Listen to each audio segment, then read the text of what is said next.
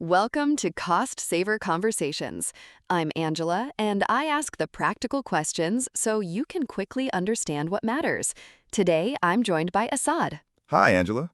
We are unpacking, is the UK new build premium actually worth paying today, and tying it back to the wider cost saver ecosystem, including tools like New Build Premium Engine UK, worth the markup, so you can turn insights into action quickly.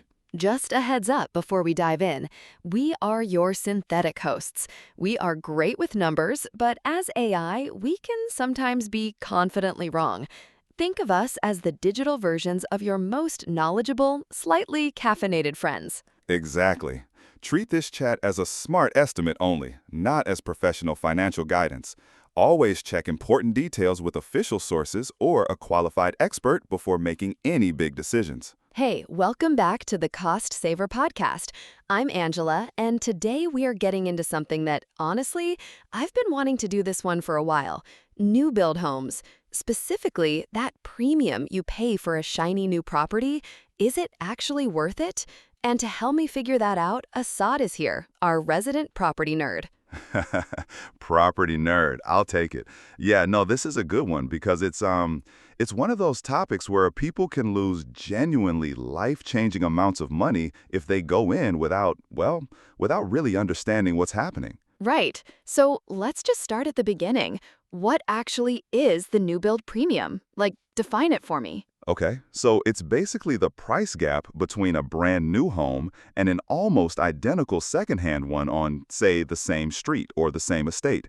And research, this is from the London School of Economics and various lender studies, puts that gap at somewhere between 15% and 25% on average across the UK. Wait, 15 to 25%? That's Yeah, it's a lot. so on what, a $300,000 house? What does that actually look like in pounds? So on a $300,000 home, you're paying an extra between $45,000 and $75,000. And here's the thing that really gets people. That money doesn't come back when you sell. It just doesn't. Oh, I think I sort of assumed it would, kind of bake into the value over time. And that's the mistake a lot of people make. It actually behaves more like depreciation. Think of it like a new car. You collect the keys, and in market terms, that property is now secondhand. If you tried to sell it a year later, you'd likely have to discount it to match neighboring resale prices. Wow, okay. That's actually kind of sobering. It is. And look, for some people, that's fine because they're planning to stay put for a decade or more. But for first-time buyers, especially ones using Help to Buy or shared ownership, it can be a really painful surprise when they try to move within like 3 or 4 years and they realize they're underwater essentially, or close to it. I hadn't thought about it like that. But okay, so if it's basically depreciation, why can developers charge it? Like, what gives them the power to... A few things. First of all, they don't price against the boring 3-bed semi down the road. They price against aspirational, lifestyle-driven comparisons. The show homes are professionally staged, the marketing suites are polished, everything's designed to make you feel like you're buying into a lifestyle, not just a house. You're not comparing like for like, even though you think you are. Right, so it's psychological. Massively psychological. And this on top of that, there's genuine scarcity. The UK builds nowhere near the 300,000 homes a year that successive governments have targeted, so that constrained supply just gives developers pricing power. Add in the fact that people genuinely want the blank canvas thing, they don't want to deal with someone else's dodgy wallpaper, and the premium kind of sustains itself. Yeah, fair enough. Okay, so mistakes. What are the big ones people make? Because I imagine there's a pattern. Oh, there is absolutely a pattern. After talking to mortgage brokers, conveyancers, homeowners who've been through it, the same things come up over and over. But if I had to pick the one that causes the most damage, it's walking into that marketing suite without an independent solicitor already lined up. Because the developer offers you one, right? Exactly. They'll offer you incentives, sometimes thousands of pounds, if you use their preferred solicitor and their recommended mortgage broker. But here's the thing. Those professionals are on the developer's panel. Their loyalty is not with you. It's not. But won't you lose the incentive if you go independent? That's what people worry about, isn't it? Yeah, and I get that. Those incentives are usually worth, say, 1,500 to 3,000 pounds. But a tied solicitor missing one clause in the lease? That can cost you far, far more down the line. The maths almost always favors independence. Does that make sense? It does. Yeah, no, that's really clear. Good. And then the other huge one, honestly, this might be even bigger, is the negotiation mistake. Go on. People assume the asking price is the price. Like, it's fixed. It's on the brochure. It must be what you pay. But it's not. Developers have sales targets, particularly at the end of financial quarters. They would rather knock 5% off or throw in upgrades than leave a plot sitting empty on their books. Oh, so you can actually haggle on a new build? You absolutely can. And the best time to do it is the final 2 weeks of March, June, September, or December. Those are quarter-end deadlines when sales staff have targets to hit, and their willingness to deal jumps noticeably. That's such a good tip. Do you have, like, a real example of this working? Yeah, so there was a couple, Sarah and James from Reading. They were looking at a 385,000-pound three-bed, and they were ready to walk away. And because it was end of March, the developer came back and offered to pay their stamp duty, that was $6,750, included flooring throughout, which was $4,200, and threw in a kitchen island upgrade for $3,800. Total saved, nearly 15,000 pounds. Just because they asked? Just because they asked at the right time. And here's a little nuance. You want to negotiate on extras rather than the headline price, because developers protect that headline figure so they don't devalue the other plots on the site. But the money you save is just as real either way. Fair enough. Okay, I want to talk about hidden costs, because I feel like this is where people really get caught out. What's lurking in the fine print? Oh, so much.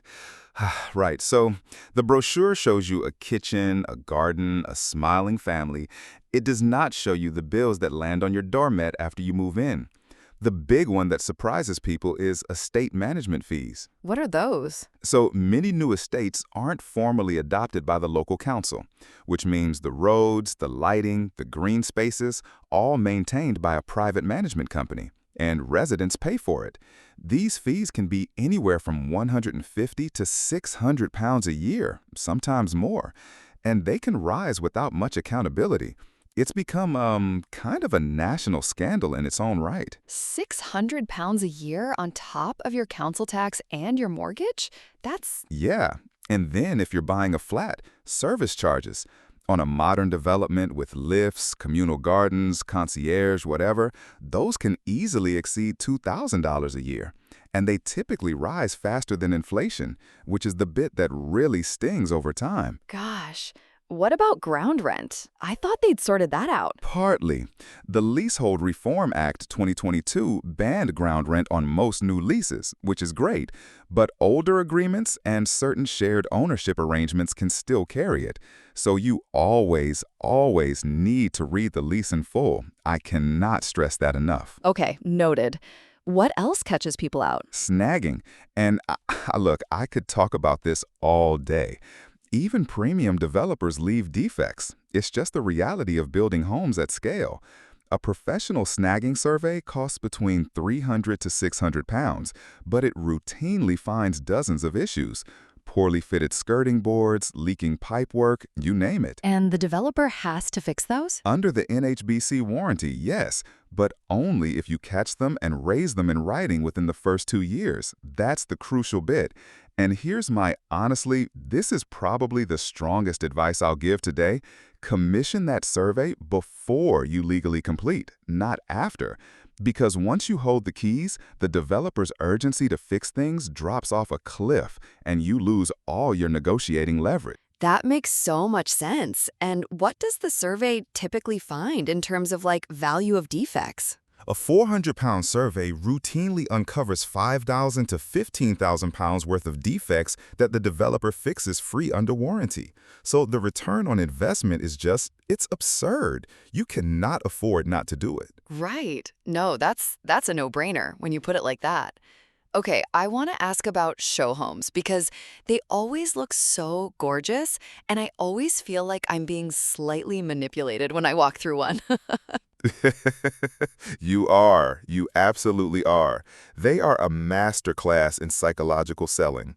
They're typically the largest plot on the site, fitted with the premium upgrade package, professionally staged, lit to flatter every room.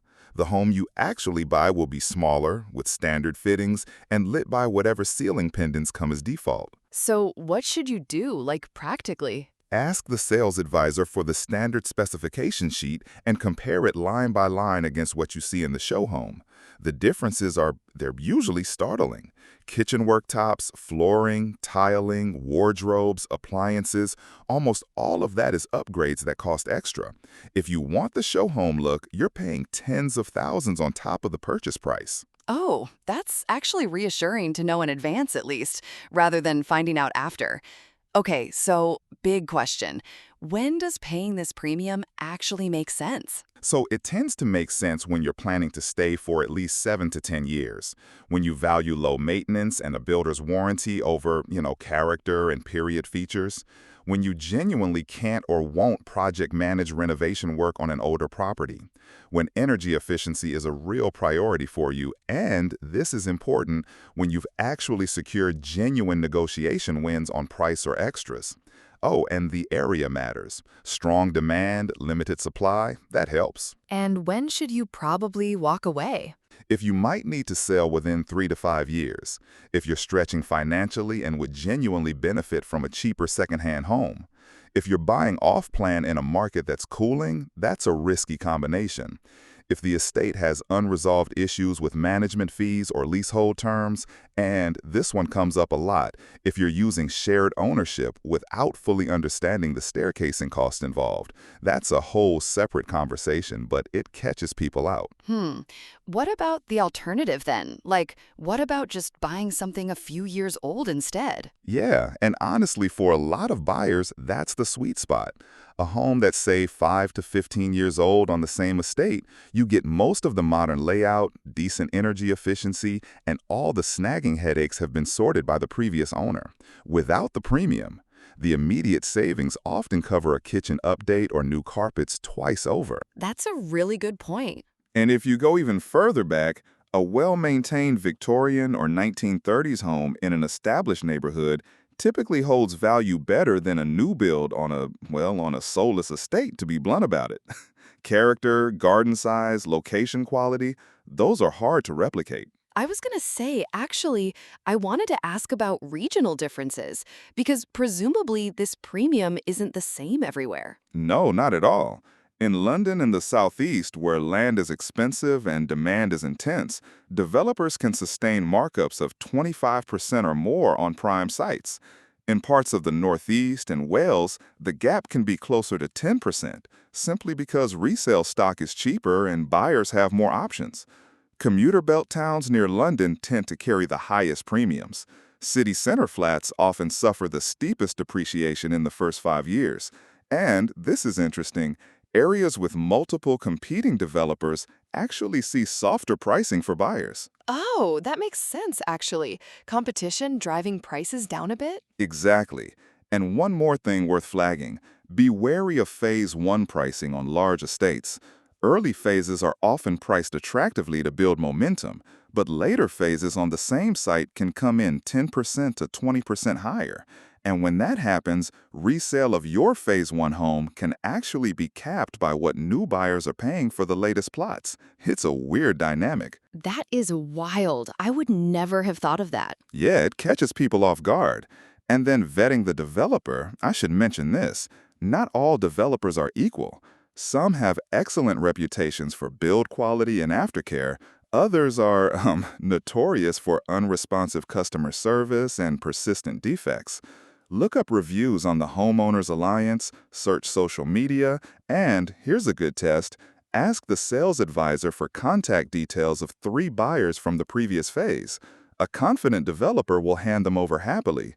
If they refuse or stall, treat it as a red flag. Because existing residents will tell you the truth. They'll tell you everything: snagging response times, estate management issues, any unwelcome surprises. It's the most honest research you can do. Brilliant. Okay, I think we should wrap up with a quick recap for anyone who's, maybe about to go look at a new build this weekend. Assad, what are the key takeaways? Sure. So the new build premium is real. It's roughly 15 to 25% across the UK, and it behaves like depreciation, not an investment. On a $300,000 home, that's $45,000 to $75,000 that doesn't come back when you sell. First thing, get an independent solicitor. Don't use the developers. Second, negotiate, especially in the last 2 weeks of March, June, September, or December. Push on extras rather than headline price. And the hidden costs? Factor in estate management fees, up to £600 a year or more. Service charges on flats, potentially over $2,000 a year. Read the lease cover to cover. And commission a snagging survey before you complete, not after. That $300 to $600 will likely uncover thousands in defects fixed free under warranty. Don't trust the show home. Don't trust the show home. Ask for the standard spec sheet.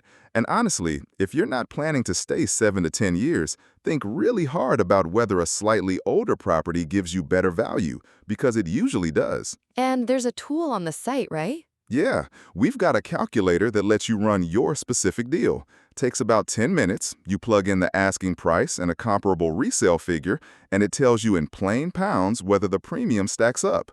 10 minutes of number crunching today could save you tens of thousands, genuinely. Love it. Assad, thank you so much. And to everyone listening, go in with your eyes open, do your homework, and don't be afraid to walk away. We'll see you next time. Cheers, Angela. Good luck out there, everyone. Quick side note. This guide connects with other cost-saver blogs, especially warm home discount and related support, postcode crime data and property risk, and checklist for verifying local service providers. Exactly. And reading those together helps you connect the dots across your household budget, not just this one topic in isolation. And if you want to apply this immediately, jump into tools like New Build Premium Engine UK, worth the markup, right after this episode. Primary sources used here include Money Saving Expert and Which Guide to Buying a New Build Property, so you can verify the data yourself and stay evidence-led. That wraps this cost-saver conversation with Angela and Assad. If this helped, share it with someone who could put these ideas to work this week.